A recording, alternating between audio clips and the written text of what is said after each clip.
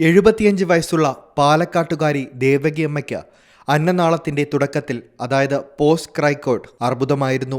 തുടക്കത്തിൽ റേഡിയേഷൻ ചികിത്സ നടത്തിയെങ്കിലും രോഗം മാറിയില്ല. തുടർന്നുള്ള പരിശോധനയിൽ ശരീരത്തിന്റെ മറ്റു ഭാഗങ്ങളിലേക്ക് രോഗം ബാധിച്ചിട്ടില്ല എന്ന് വ്യക്തമായി. സാധാരണ ഈ അവസ്ഥയിൽ തൊണ്ടയും അന്നനാളവും നീക്കം ചെയ്ത് ശരീരത്തിന്റെ മറ്റു ഭാഗങ്ങളിൽ നിന്നെടുത്ത കലകൾ ഉപയോഗിച്ച് അന്നനാളം പുനർനിർമ്മിക്കുന്ന ശസ്ത്രക്രിയയാണ് ചികിത്സ. ഇത് ദൈർഘ്യമേറിയതും രോഗിക്ക് ഏറെ ബുദ്ധിമുട്ടുകൾ ഉണ്ടാക്കുന്നതുമാണ്. ഇതുവഴി സ്വാഭാവികമായി സംസാരിക്കാനും ഭക്ഷണം കഴിക്കാനുമുള്ള ശേഷി രോഗിക്ക് നഷ്ടപ്പെടുന്നു. ഈ പ്രശ്നത്തിന് പരിഹാരമാണ് ഹെഡ് ആൻഡ് നെക്ക് ഓങ്കോളജി മേധാവി doctor Shone T Joseph, medical gastroenterology വിഭാഗം മേധാവി ഡോക്ടർ റോയ് ജെ മുക്കട എന്നിവർ കണ്ടുപിടിച്ചത്. റോബോട്ട് ഉപയോഗിച്ച് എത്താൻ കഴിയാത്ത അന്നനാളത്തിലേക്ക് പോകുന്ന അർബുദത്തിന്റെ ഭാഗം ഗ്യാസ്ട്രോ എൻഡോസ്കോപ്പ് ഉപയോഗിച്ചും മുകളിലുള്ള ഭാഗം റോബോട്ട് ഉപയോഗിച്ചും സമീപിച്ചു. ശസ്ത്രക്രിയയ്ക്കു ശേഷം അർബുദം പൂർണ്ണമായും നീക്കിയെന്ന് പരിശോധിച്ച് ഉറപ്പുവരുത്തുകയും ചെയ്തു. ഇന്ത്യയിൽ തന്നെ മൂന്നാമതായിട്ട് നമുക്കത് ചെയ്യാൻ സാധിച്ചു. അപ്പൊ അന്ന് മുതൽ ഇത് വളരെ പോപ്പുലർ ആയിട്ട് ഒരുപാട് കേസുകൾ പല സ്ഥലങ്ങളിൽ ഇപ്പോൾ അത് ചെയ്യുന്നുണ്ട്.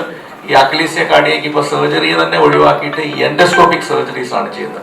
അതുപോലെ തന്നെ ചെറിയ ട്യൂമേഴ്സിന് നമ്മൾ എൻഡോസ്കോപ്പിക്കൂടെ ട്യൂമറുകൾ റിമൂവ് ചെയ്യും. ഇപ്പൊ ഷോണിന്റെ കേസിൽ ഇതിലെ ഏറ്റവും അഡ്വാൻറ്റേജ് ആയത് താഴെ നമ്മൾക്ക് ഈ ഒരു എക്സ്പീരിയൻസ് ഉള്ളതുകൊണ്ട് താഴെ നമ്മൾക്ക് അന്നനാളത്തിന്റെ ഈ ട്യൂമറിന്റെ അടിഭാഗം നമുക്ക് കംപ്ലീറ്റ് ആയിട്ട് റിസെക്ട് ചെയ്ത് കൊടുക്കാൻ പറ്റും. അങ്ങനെ റിസെക്ട് ചെയ്യുമ്പോൾ ഈ ക്യാൻ റിമൂവ് ഇറ്റ്, മോളിൽ നിന്ന് കംപ്ലീറ്റ് ആയിട്ട് ട്യൂമർ റിമൂവ് ചെയ്യാൻ പറ്റും.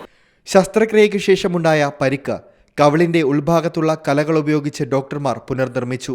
ഇതിനും റോബോട്ടിക് ശസ്ത്രക്രിയാ രീതി ഉപകാരപ്പെട്ടു. ഇത്തരം പുനർനിർമ്മാണ ശസ്ത്രക്രിയയും പുതുതാണ്. ശസ്ത്രക്രിയയ്ക്കു ശേഷം രോഗി ആരോഗ്യം വീണ്ടെടുത്തു വരുന്നു. സംസാരിക്കാനും വെള്ളം കുടിക്കാനും ആരംഭിച്ചു.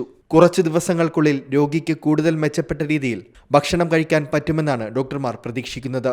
എൻഡോ റോബോട്ടിക് സർജറി ഇത്തരം അസുഖങ്ങളുള്ള രോഗികൾക്ക് പുതിയൊരു പരിഹാരമാവുകയാണെന്ന് doctor Shone T Joseph, doctor Joy K Mukkada എന്നിവർ പറഞ്ഞു.